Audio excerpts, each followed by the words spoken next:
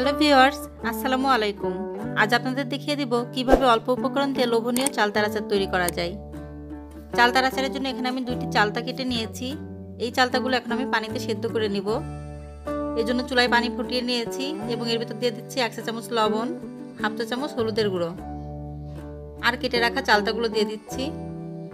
এই চালতাগুলো আমি 8 থেকে 10 মিনিট সেদ্ধ করে নিব।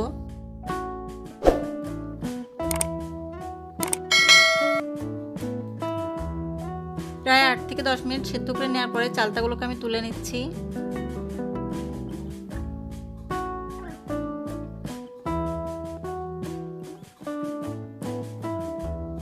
এই সেদ্ধ করা চালতাটাকে আমি শিলপাটায় নিয়ে একটু থেতলে নিচ্ছি। দেখুন এভাবে থেতলে নিয়েছি। আপনাদেরকে একটু দেখিয়ে দিই, সবগুলো চালতাই কিন্তু আমি শিলপাটায় থেতলে নিয়েছি, তাহলে মশলাগুলো ভালোভাবে মিশবে এবং খেতে ভালো লাগবে। এখন একটি চুলায় পাত্রে প্যান নিয়ে নিয়েছি এবং দিয়ে দিচ্ছি 1/4 কাপ বা 4 টেবিল চামচ পরিমাণ সরিষার তেল। এখন দিয়ে দিচ্ছি 1 চা চামচ পরিমাণ পাঁচফোড়ন আর 7-8টি শুকনো লাল মরিচ। এগুলো হালকা করে ভেজে নিব।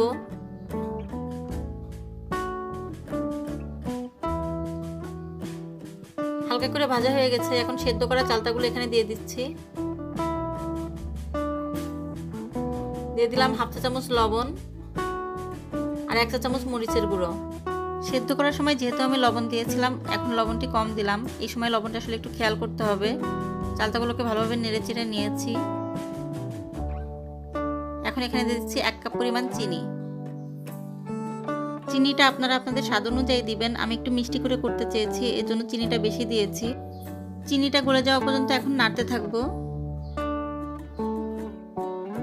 বেশ কিছুক্ষণ ধরে নেড়ে নেওয়ার পরে যখন চিনিটা গলে যাবে এবং চালতার আচারটি শুকনো শুকনো হয়ে যাবে, তখন দিয়ে দিব 1 চা চামচ পরিমাণ পাঁচফোড়ন গুঁড়ো। আর পাঁচফোড়ন গুঁড়ো দেওয়ার পরে আমি আরও কিছুক্ষণ ধরে নেড়ে নিব।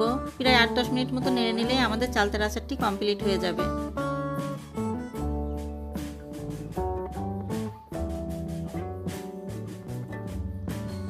বেশ কিছুক্ষণ ধরে আমি চালতার আচারটি নেড়ে নিয়েছি। দেখতে খুব সুন্দর হয়েছে। আমার চালতার আচার কিন্তু করা কমপ্লিট। আপনারা বাসায় অবশ্যই করবেন, খুব ভালো লাগবে।